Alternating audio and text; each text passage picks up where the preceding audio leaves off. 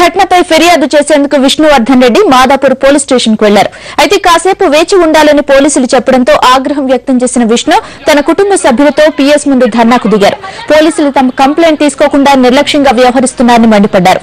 వంశీ పిలవని పెళ్లికి వచ్చాడని, ఎవరి నుంచి శుభలేఖ వెళ్లిందో తనకు తెలియదన్నారు విష్ణువర్ధన్ రెడ్డి. పెళ్లికి వచ్చిన వెంటనే వంశీ తనకు షేక్ హ్యాండ్ ఇచ్చి తన మెడపై 2 దెబ్బలు కొట్టాడన్నారు. ఆ వెంటనే గన్మన్ వచ్చి గన్తో బెదిరించాడన్నారు. తాను హైదరాబాద్ లో పుట్టి పెరిగానని, గ్రౌండ్ లోనైనా మహబూబ్ నగర్ లోనైనా తేల్చుకుందామని వంశీకి సవాల్ విసిరారు. వంశీనే వచ్చి తనతో గొడవకు దిగాడన్నారు విష్ణు. మామయ్య గారు అందరం కలిసి ఉన్నాం. మరి ఈయనకి ఇన్విటేషన్ మా నుంచి అయితే రాలేదు. మరి ఎవరి నుంచి వచ్చిందో వచ్చి మరి ఏం క్యా నామ్ ఏం కా వంశీచంద్ర కల్వకుర్తి ఎమ్మెల్యే వంశీధర్ రెడ్డి అంట, వంశీచంద్ర రెడ్డి అంట. ఆయన వచ్చి నా మీద సెకండ్ ఇవ్వడం జరిగింది. సెకండ్ ఇచ్చి మేడం మీకే 2 దెబ్బలు లేదా మజాక్ తోటో దేనితోటో ఫట్మా కొట్టడం జరిగింది. దానికి ఏమ్రా బాబు అని మాట్లాడడంతో ఈ లోపల గన్మెన్ గన్ తీసి తుపాకీ తీసి బెదిరడానికి చూసిండు.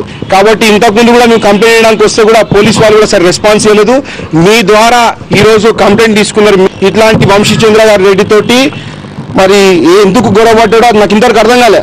మా అమ్మగారు ఉన్నారు, వాళ్ళు నిజానే గొడవ పడేడుతుంటే గాంధీ భవన్ ఉంది, పెద్ద పెద్ద మైదానాలు ఉన్నాయి కొట్టడానికి.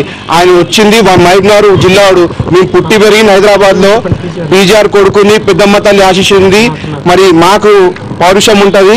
కాబట్టి ఆయనకి నిజంగా గొడవ పడేడుతుంటే చెప్పండి, మైదానంలో దిగుదాం.